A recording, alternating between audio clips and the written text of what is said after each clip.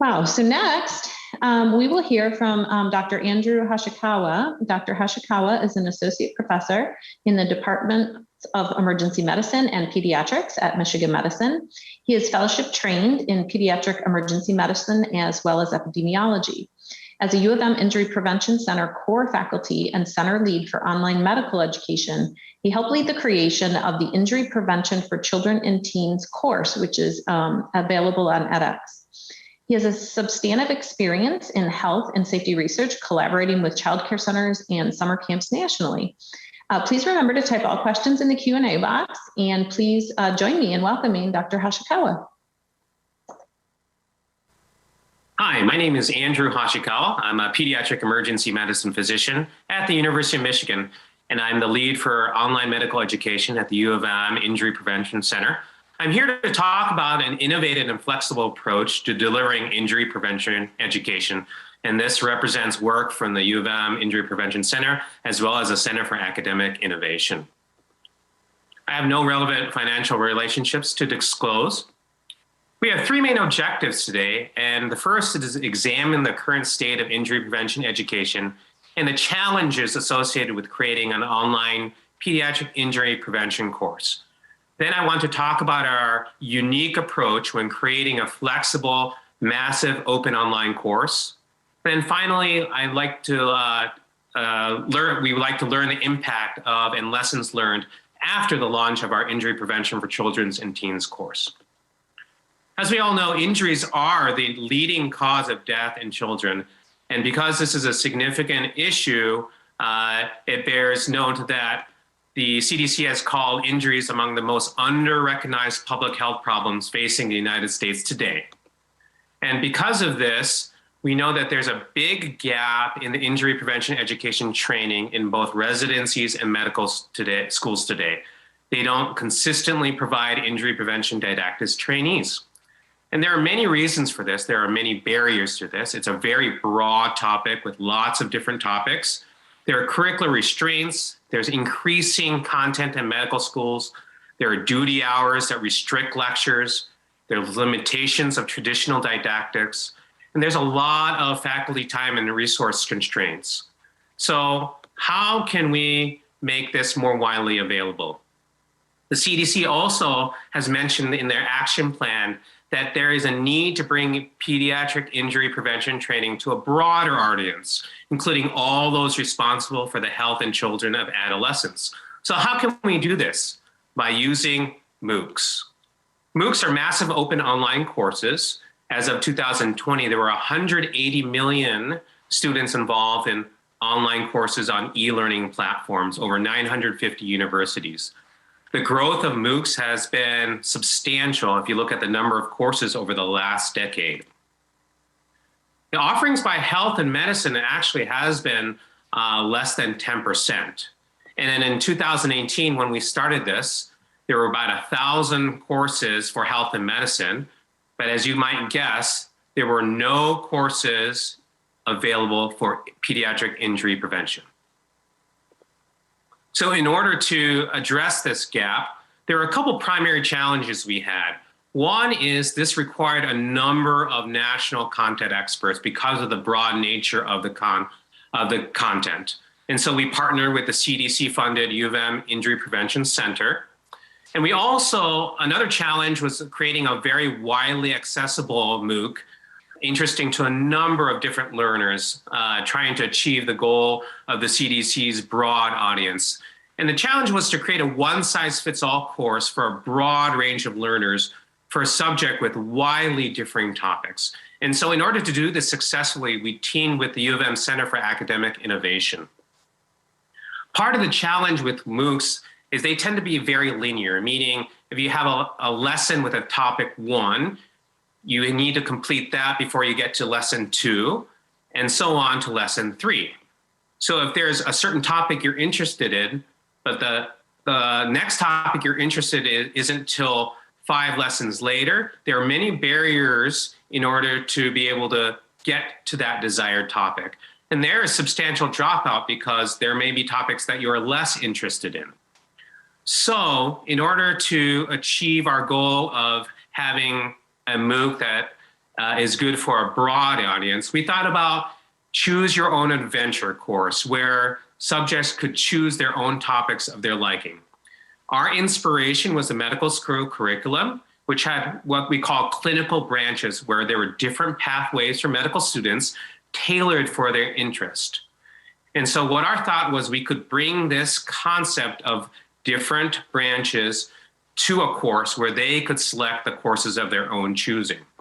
And so we used the edX platform, which is the #2 e-learning platform throughout the world, which allowed us to be able to choose and select the course so that it was available as a choose your own course. We developed learner personas so that we could ensure course development for a broad group of learners, for instance, social workers, medical students, teachers, coaches, childcare providers.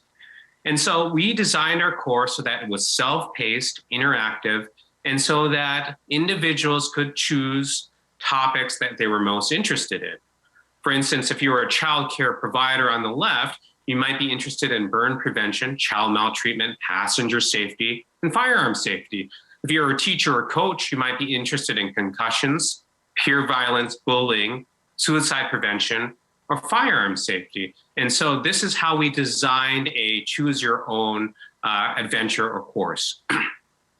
One of the other things we moved away was from just having just traditional PowerPoint slides with voiceovers. So we really worked hard towards having in-video demonstrations.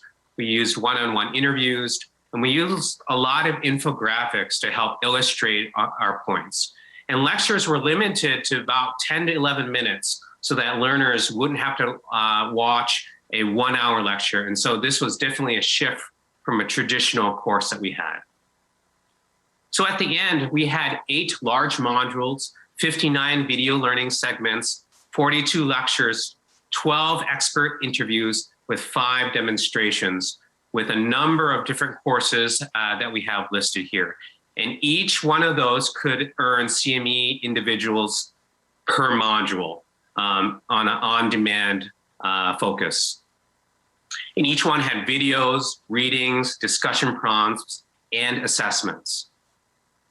And so what we did was we offered this MOOC very globally to the general public, including all health professionals. We provided free CME for individual modules. We also made this a small private online course, or a SPOC, and we offered this as a medical school elective for our at the medical school and our pediatric residents. And so for this small course, instead of having students choose, they took the entire course as an elective, as a 2-week course. And so what have we done so far?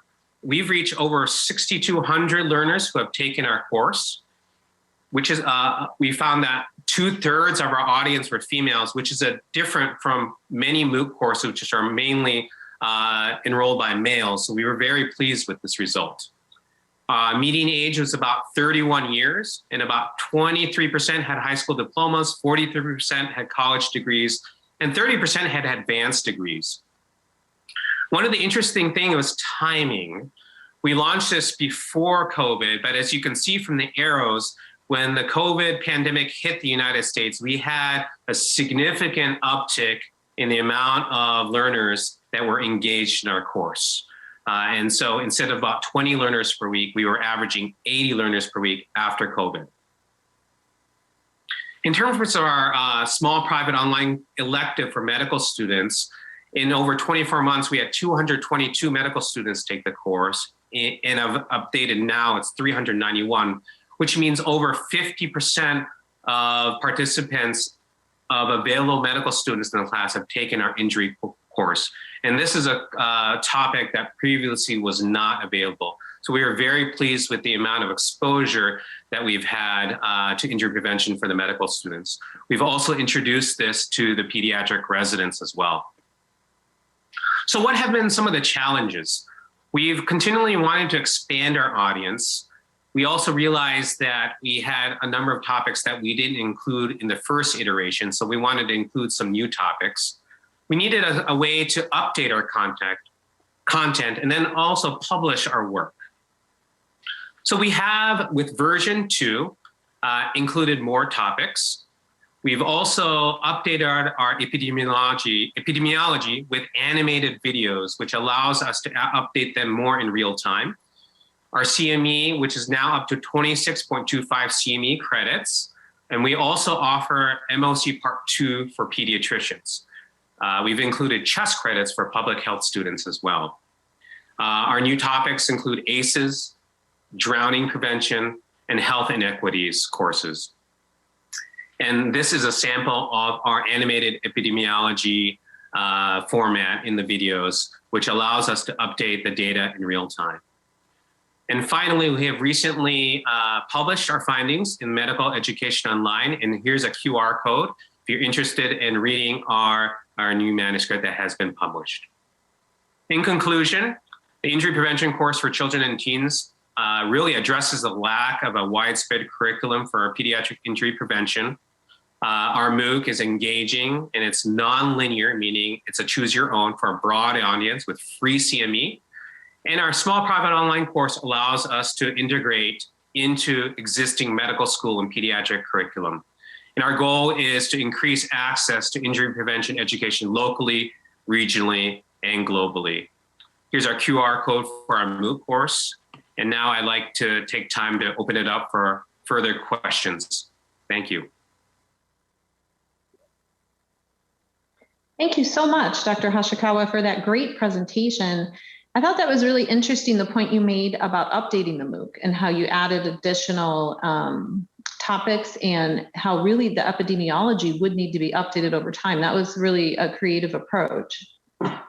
Yeah, I think I give full credit to Beth on our team. She came up with the idea of using animated videos so that we wouldn't have to pull in lectures and update videos constantly. So by using animation, we have really a way to update the information pretty quickly if we need to, if there's a brand new study or something like that. So the use of animated video, in addition to the many types of formats we see in this course, really lends itself to being relevant, being updated for everybody. That's amazing. Are there other challenges for injury prevention MOOCs such as this one? Yeah, besides the rapidly changing information, I think one of the things that we've really wanted to take a focus, and I think we need to continue to focus, is how do we get our message, how do we get our course out to a broad set of learners? You know, the CDC really wants us to, you know, see if we can bring education to everyone involved in injury prevention. So how can we do that? How can we get our course to other medical schools as electives, nursing schools, public health, social workers? So I think our next focus will really be on how can we create this course so that it can be used widely, freely by many of the institutions as an elective, because it allows so much flexibility. And I think that's a real strategy we're going to look forward to exploring to really bring this to the next level. And that's, I think, our biggest challenge. That's interesting. We've had 2 questions come in that relate on that topic, actually. And it's, you know, how might this be expanded to other medical schools, other specialties, other med school curriculums to sort of increase impact of the course? Yeah, so one of the things, especially at our medical school, it's very, very popular among the 3rd and 4th medical students because it's an elective. It can be done in over a couple of weeks. I've had students take this course while they're doing an elective in Nigeria and South America, and they really love it. What I imagine, my vision is really to have a small private online course that each medical school potentially can do within their school and offer it as an elective.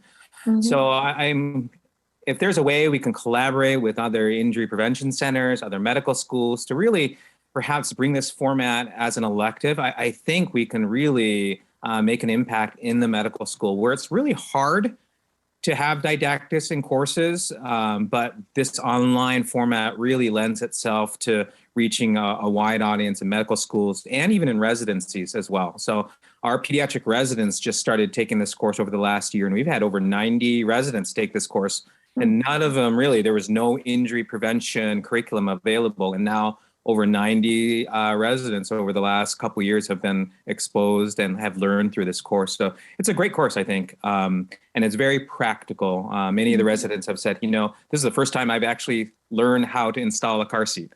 I always talk about a car seat, but this is the first time I've seen it done and seen how parents might struggle with that. So just seeing those practical things, seeing how the experts kind of relay their message in interviews and using animation, I think it makes a big impact for them. That's a wonderful example, that makes it very tangible for them. What are some things you think could improve the MOOC further? Yeah, one of the things I think I like, one of the e-learning platforms is FutureLearn, which is very much kind of British, Australian based. And what they use is more of a kind of a social media e-learning cohort where everyone kind of learns together in sort of these smaller kind of cohorts, but they engage with one another even though they don't know each other. So my dream is if there's a way we could have a coordinator or a full-time moderator that could do that, even among people that don't know each other and can kind of group people together. They've shown that the retention is even longer and people are more engaged that way. So just another way to approach learning. It would be great being on different platforms as well to reach different audiences. So there's one way I could do that. It would be looking at that type of format to reach new audiences and keep them continually engaged. It's a really interesting idea. Seems like that could be done too as well. So that'll be a nice future direction.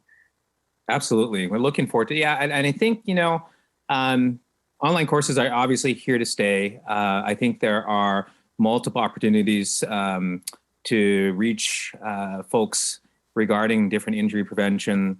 There's going to be, sounds like a firearm MOOC coming along. And so we're really excited to kind of disseminate as much of this education as widely as possible. We have another question that just came in and it says, are the CEs only applicable for physicians and nurses? So typically for CME credit, that's usually for category 1 for health providers. We did expand to public health for CHESS credits. In the future, I'd love to be able to expand to social work credits as well. And there are some states that look at this type of course and count it as credit for like childcare providers as online training. So as we continue to expand and grow, I think I'd like to definitely expand the type of credits we offer so that learners can definitely benefit. And I would say, in terms of equity, this is a really, over 26 credits of CME free for people. So, even if you don't have a large budget for obtaining credits, this is free, and it allows people who, physicians or people without a lot of resources to obtain credit that way. So I really, really like the idea of disseminating free CME credits in this type of format. Wow. Yeah, I agree. That's how to get more learners into the course. So that's great. If you had additional funding or resources, what is on your wish list? What would you add to the course? Yeah, besides a full-time coordinator, moderator, I think it would be to really work with some of the other regional CDC-funded injury prevention centers that might have their own kind of strengths. It'd be nice to be able to collaborate with national experts to really kind of bring people together. I think Zoom and recording and editing has allowed us to be able to connect and record curriculum and lectures much easier. So is there a way we could really coordinate people and lectures and bring that to a wide audience? That would be great if there was a way I could do that. I love that idea, by the way. That's a wonderful idea. All right. Well, thank you so much, Dr. Hashikawa. On behalf of the Injury Prevention Center, I wanted to thank you and all of our presenters today. That concludes our presentation part of our session.